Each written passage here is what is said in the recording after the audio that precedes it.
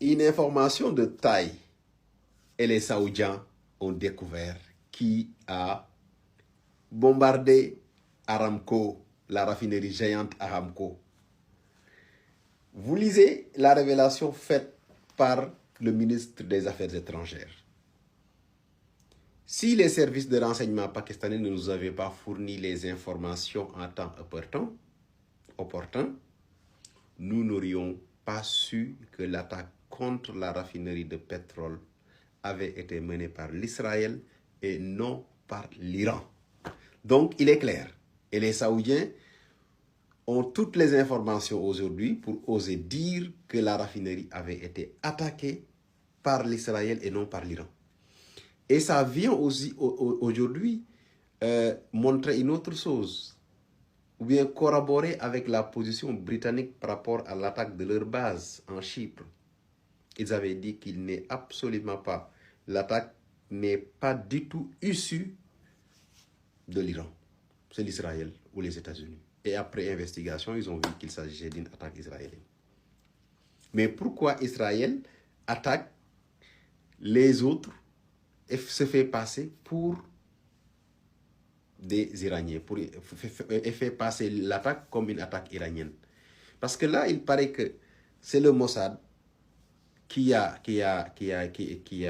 tout planifié jusqu'à réussir son coup, c'est-à-dire atteindre la raffinerie. Pourquoi?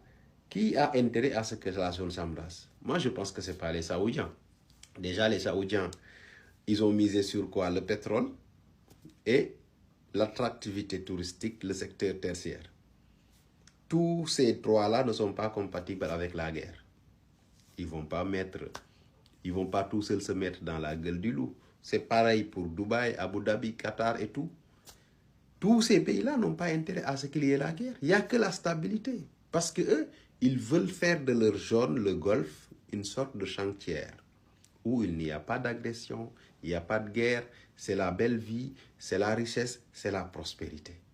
Cela n'est pas compatible avec la guerre, cela n'est pas compatible avec des missiles, des drones qui frôlent des immeubles. Parce que aujourd'hui, ceux qui font la grandeur économique de ces pays-là, c'est les investisseurs étrangers. Certains de ces pays-là ont une population étrangère supérieure à 80%. S'il n'y a pas la guerre, s'il y a la guerre, les étrangers ont cette facilité. Dès les premiers coups de canon, ils prennent le vol. Ils s'enfuient. Et regardez la crise que ça va engendrer dans ces pays-là. Donc, ils n'ont pas intérêt à ce qu'il y ait la guerre. L'Iran également. L'Iran n'a pas intérêt à ce qu'il y ait une guerre là-bas. Mais l'Iran se défend et se défendra. Qui a l'intérêt à ce qu'il y ait la guerre? C'est l'Israël. Qui, si on voit comment se déroulent ses rapports avec ses voisins, les attaques, et l'Israël qui se fait passer pour d'autres pays, il attaque d'autres voisins, et les États-Unis aussi n'ont pas intérêt à ce qu'il y ait une véritable paix. Parce que là, nous sommes entrés dans une phase de désaméricanisation du Golfe. Pendant longtemps, le Golfe a été leurré. On les a vendus du vent. Sécurité, garantie de stabilité. Mais en réalité, ce n'était pas ça. Toutes ces bases américaines dans le Golfe ne servaient pas à garantir la sécurité dans le Golfe. Et l'Iran l'a démontré. Quand l'Iran a voulu frapper, il a frappé.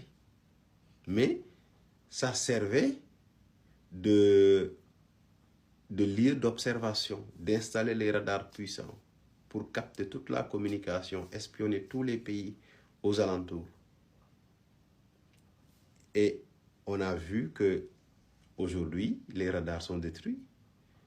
Les Saoudiens demandent le départ des Américains pour la stabilité. Ils veulent la paix. Personne ne veut la guerre dans cette zone-là. Il n'y a que Netanyahou qui ne veut pas la paix là-bas. Même le peuple américain est contre cette guerre.